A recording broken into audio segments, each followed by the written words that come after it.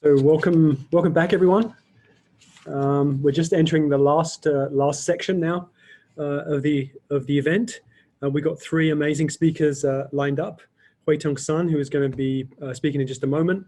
We have Saif Savage and Jamika Burj are going to be speaking very shortly. I just got a quick announcement to make. We apologize, but our closed captioner. We hired a closed captioner for the morning. I think closed captioning worked well. And then we had one in the afternoon, and unfortunately, they haven't been able to attend. So we're doing our best to do the closed captioning ourselves, but we're not professional closed captioners. So please bear with us. Our sincere apologies for that. So I'd like to, our next speaker is Dr. Huatong Sun. He is Associate Professor of Digital Media and Global Design at the University of Washington, Tacoma. She teaches and practices on how to design and innovate for usable, meaningful, and empowering technology in this globalized world to bridge cultural differences. She's an Oxford University Press author of Global Social Media Design, Bridging Differences Across Cultures, which is in 2020, and the award-winning cross-cultural technology design, creative culture-sensitive technology for local users in 2012. Dr. Sun is a South by Southwest speaker, and she offers design workshops at local practitioner meetings and international conferences. I'm very much looking forward to Dr. Sun's talk on engaging cultural differences for empowering design and how to ensure useful, meaningful, and empowering experiences. So please welcome Dr. Huatong Sun.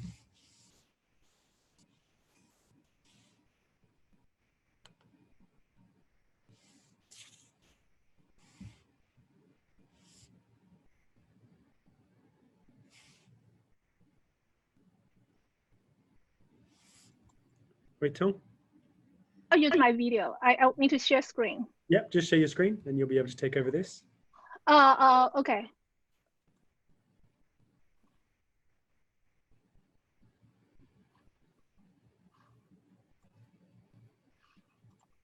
There we go.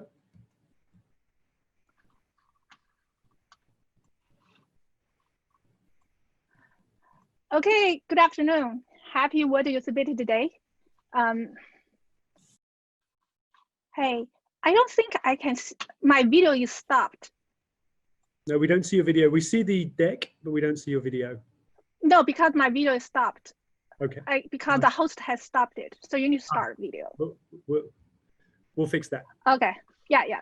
Okay, I think now I can start my video. There you are. Hello. Okay, yeah. So good afternoon, everyone. Happy World Usability Day.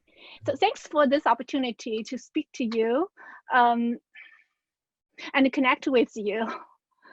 Thanks for the great introduction done by Stephen. I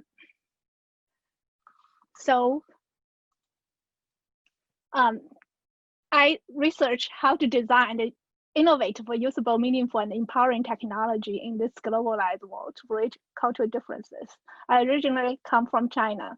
I started my practice out of my frustration about the design flaws of interactive technology shaped by Western design mindsets. I would like to introduce our lab. We have a global innovation lab that's a part of the Institute of Innovation and Global Engagement at the University of Washington, Tacoma. It's a new lab, and we're going to launch undergraduate minor in the winter quarter called Innovation Design. We're very excited about it. Okay, next, I'm going to start an activity for today's talk. You know, 2020 is tough for everyone. It's already become a cliche, right? People must be tired, particularly after exhausting election week. Now it's afternoon time too. So I'd like to start my talk with a mindful exercise.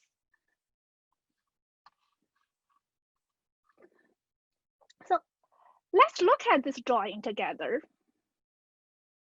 What do you see here? Is it duck or rabbit? If you see a duck, please type 1 in the chat. And if you see a rabbit, please type 2. And if you see other, type 3. Okay, yeah, I'm seeing that. Most people just type 1. I think that most people type 1, and a few people can type 1 and 2, and some of you type 3. Yes. So then look again to see whether it looks different to you now. Now you know that some people see this as duck, and other people see this as rabbit. So for you, it's still the same or not? If the same, type 1. It's different, type 2.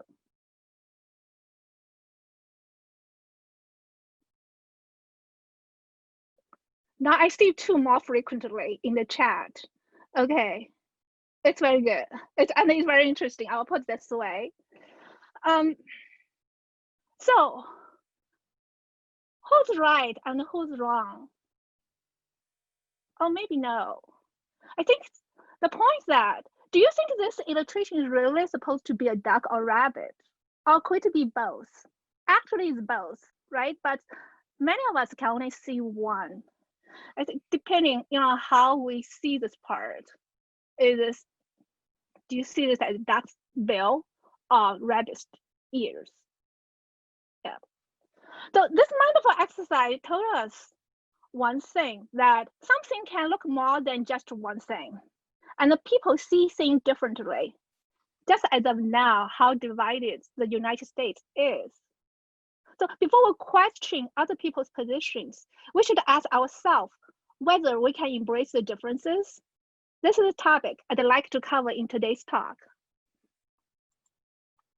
So this talk is based on my new book, Global Social Media Design, released in February. The book explores how to design to bridge cultural differences for design empowerment using social media technologies as design case. I'd like to deliver 3 messages in this short talk. I usually give this talk actually at a workshop for 4 hours, but now I just condense into 20 minutes talk. So I just only give you 3 messages here.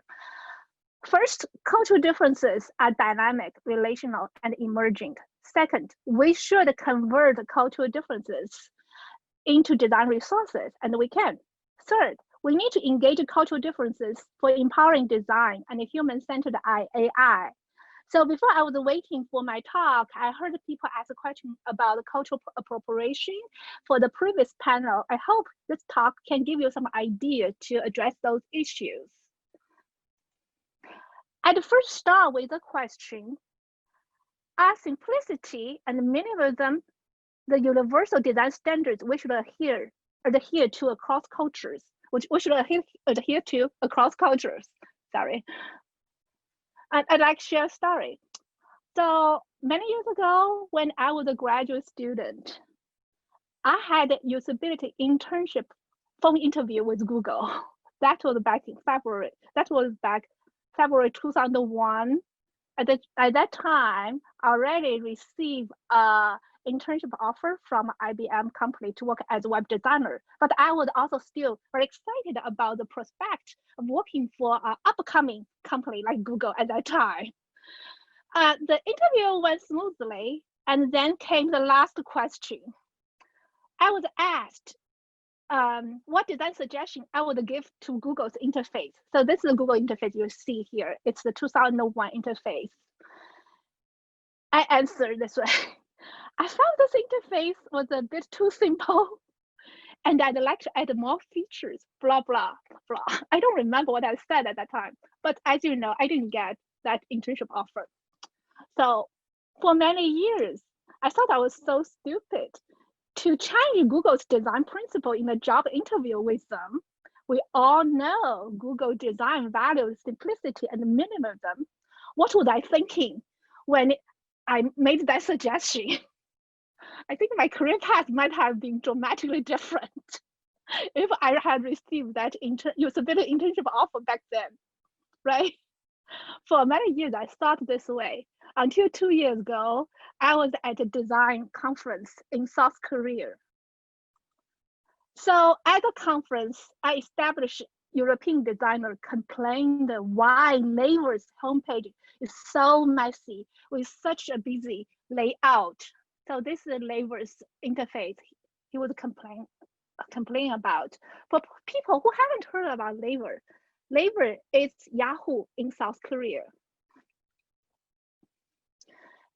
And as I was listening to the critique, I suddenly realized that the design suggestion I offered to that Google interviewer many years ago was not so stupid. It could be justified considering my Chinese design and cultural background. So indeed, websites from East Asian countries are often critiqued by Western designers for its complicated and messy design styles. However, few people realize that design style was a mutual choice between designers and users, and it is an indigenous and local decision. For example, when the Chinese e-commerce website Taobao first started that service in 2003, that homepage followed the American simplistic style. They were modeling the eBay website at that time, but it changed to compact and complicated style over the years to meet local user preferences. So as we can see how busy the layout in 2012. And then we see the layouts for Naver and the Taobao in 2018. The bottom line here is that a design difference like this should not be taken as the weakness of Eastern Asian design. As a matter of fact, China has the largest online market, and South Korea boasts the fastest average internet connection speed in the world. These successes cannot be separated from the local UX endeavors. Localization professionals have found it's important to leave any presumption that Western UX is better at the border. As American feminist writer and activist Audre Lorde said, it's not our differences that divide us. It is our inability to recognize, accept, and celebrate those differences. So here's the message one. Cultural differences are dynamic, relational, and emergent. What do we mean by cultural differences here?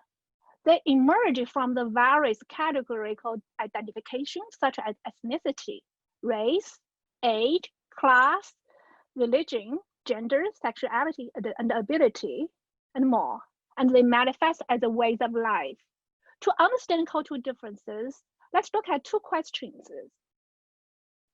First, how does difference come into being?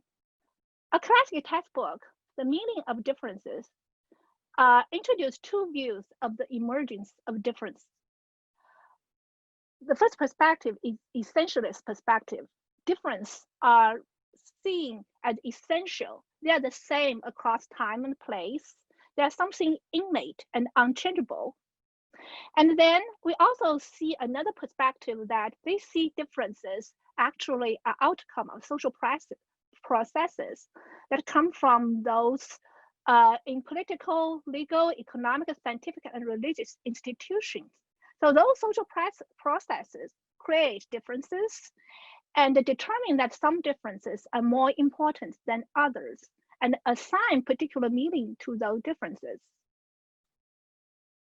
The second question asks, what's the ontological nature of differences? There are also two camps for this question. The categorical view typifies difference into pre-cut categories, and the interactional view treats difference as emerging from the interactions. And a categorical visual difference often implies an asymmetrical frame made up of fixed types of interpretation. So here is the example. If you do cross-cultural design, you must be very familiar with Hofstede's cultural dimensions. And his taxonomical approach looks at difference as essential meanings and promotes a universal worldview without situating differences in the dynamic structuring process globally. And it should be pointed out that Hofstede's cultural dimensions were developed primarily from his survey results of IBM employees across 72 countries in the 1970s. And most of his survey participants look like this. They were middle-class white male at that time. So by looking at the origins and the natures of cultural difference, we know that cultural differences are dynamic, relational, and emergent. And I would like to remind you, a categorical vision of difference often implies a symmetrical frame made up with fixed types of interpretations. And of course, the essentialist perspective will take difference often, in a categorical view, but the constructivist view could also go with that, partially due to our deeply ingrained knowledge structure. For example, so it's easy to criticize a binary framing system of sexual identity, but it's hard to change the categorical mindset because people are used by applying binary category terms, so like gay and straight, to see through the world. Yeah. So it's much more difficult for us to think about when you need to engage cultural differences. The notion of difference itself suggests, first, there is a binary framing there. This binary framing prefers similarity or sameness over differences. So we would like to have more harmless conversation.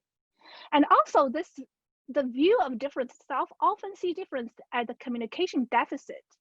It promotes a Western ideologies, as we have seen from the critique to East Asian web designs we just reviewed at the beginning of the talk. It also forces a group of dominated to adapt to the norms of the dominating ones. So this book, the Chicago Manual of Style, is a standard of American publication styles. In this book, it suggests that one needs to capitalize ethnic differences, but not difference based on skin color. As a result, the failure to capitalize white effaces the raciality of whiteness. So to understand why white supremacy is so deeply rooted in American culture, we need to be aware of this kind of daily normalization process. Cultural differences are no longer a design problem to cope with, but it's a possibility for togetherness in difference and a rich resource leading toward design and innovation. So the second message I would like to convey that we should convert cultural differences into design resources. In my book, I look at different ways of turning cultural differences into design resources. This is a design matrix to tackle a range of design practices for engagement with differences. Here's another tool I call discursive affordances to engage differences. You can find both tools in the book. To save the time, now I'd like to look at a design sample you are more familiar with, persona. I think many of us have used persona a lot, and it's a must-have design tool. But being used for almost 2 decades, it also received increasing criticism over the years. For example, it stereotypes people, particularly when real photos are used here. Persona Spectrum is a design tool informed by differences developed by our local colleagues, the inclusive design team at Microsoft. Rather than emphasizing average user demographic data, the new tool focuses on a spectrum of user motivations, contexts, abilities, and circumstances to embrace diversity and respect multiple contexts and capabilities. So this figure illustrates how the trait of vision impairment could be used and nurtured in a productive way for design. So when the difference of visual impairment is taken as a categorical difference, it is often confined to users who are permanently blind and have been blind since birth. However, with an interactional view of difference, such a trait can be expanded to include a range of vision impaired users, including users who have temporarily lost vision due to eye surgery and user who cannot see under certain circumstances, such as glaring sunshine. So as a result, persona spectrum not only breaks stereotypes as a critical design tool, but also makes a strong business case by expanding user populations. So the third message for today, it's important to engage cultural differences in design. The theme of this year's World Usability Conference is human-centered AI. Why do cultural differences matter to human-centered AI? While my talk didn't look at the technical details of AI, I hope it will give you a new frame to look at the differences, whether you are a visual designer, interface designer, or an algorithm designer for AI. We are designing in a very complicated world. At the time when you see a duck, please remind yourself it might be a rabbit for some group of users. And then don't take either the rabbit or the duck for granted, and be open-minded. Engage cultural differences is important for design empowerment and human-centered AI, and it also brings more business opportunities. The benefits of engaging cultural differences, it can drive innovation, enhance your brand, extend market research, minimize legal risk, and it will build a strong business case for accessibility, inclusivity, and diversity. Remember, Siri started as an accessibility feature. Now it's widely used by us. We must engage cultural differences.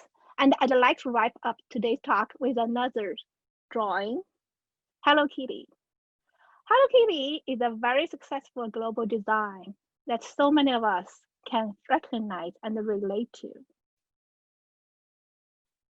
But it is also regarded as the oldest cultural product because it eliminates cultural specific details that might cause any discomfort. It's very cute and sweet with its simplistic design, but can you find her mouse? As a result of oldest cultural product, Hello Kitty is a mouseless cat with a blank expression. So being an oldest product seems safe, or creating oldest product seems safe, but it is also risky. Remember, odorless gas could be toxic. As we know, carbon monoxide is an odorless, colorless gas that can kill you. Let me tell you, Hello Kitty could also become a transformative power to interpret history with a fresh light, like this painting.